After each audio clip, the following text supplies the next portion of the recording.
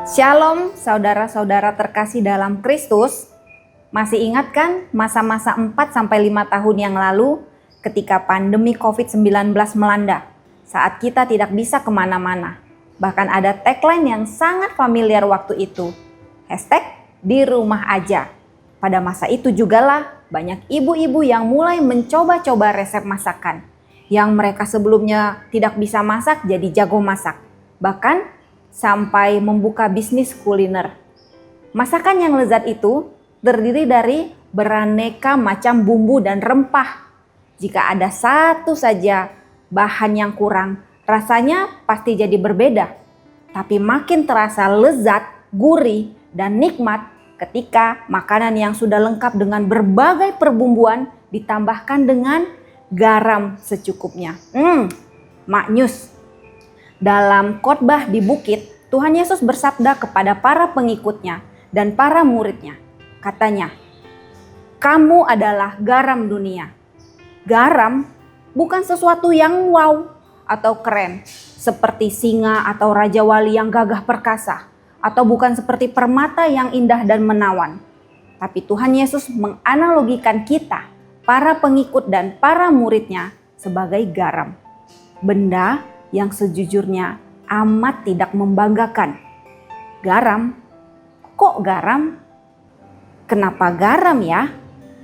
Yesus hendak menekankan bahwa kebanggaan seorang pengikut Kristus tidak terletak pada hal-hal yang wah secara tampilan luar, atau tidak ditentukan oleh hal-hal yang kasat mata seperti gedung yang megah atau lain sebagainya. Kegemerlapan kulit luar memang mempesona, betul tidak? Nilai garam terletak bukan pada tampilan, melainkan fungsi, yang artinya bermanfaat, berguna, dan berfungsi. Menjadi garam dunia tanpa semua kegemerlapan. Ada pelayanan yang tidak terlalu menonjol, namun sangat penting. Tuhan Yesus meyakinkan murid-muridnya bahwa di balik kesederhanaan mereka, mereka tidak perlu rendah diri. Pakaian mereka memang sederhana, status sosial dan latar belakang mereka pun sederhana. Namun, mereka tidak boleh lupa bahwa mereka adalah garam dunia. Artinya, dunia sangat membutuhkan mereka. Betapa hidup menjadi tidak lengkap, menjadi tawar, bahkan tidak terbayangkan tanpa mereka, yakni para murid dan pengikut Yesus. Ibaratnya nih, sop daging sapi yang sudah lengkap ditambahkan dengan emping dan kerupuknya. Tapi ketika dicicipi terasa tawar karena belum digarami. Demikianlah alasan pokok keberadaan orang Kristen adalah menjadi garam dunia.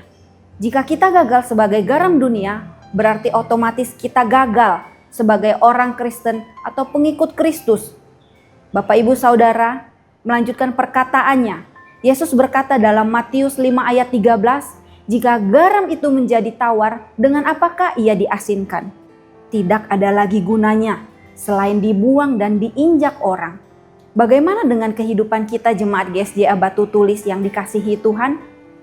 Hidup di dunia ini ada dua tarikan, dipengaruhi atau mempengaruhi.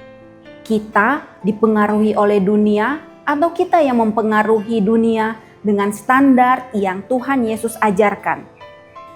Saudara terkasih, apakah hidup kita telah memberikan rasa nikmat bagi orang lain? Karena sejatinya itulah panggilan hidup Kristen di dunia ini, yaitu menjadi garam dunia. Mari kita berdoa. Tuhan Yesus yang baik, kami mau Tuhan belajar untuk menjadi garam dunia, menebarkan apa yang Tuhan sudah ajarkan pada kami ya Tuhan. Mampukan kami Tuhan untuk bisa menjadi pelaku firman-Mu. Dalam nama Yesus kami berdoa. Amin.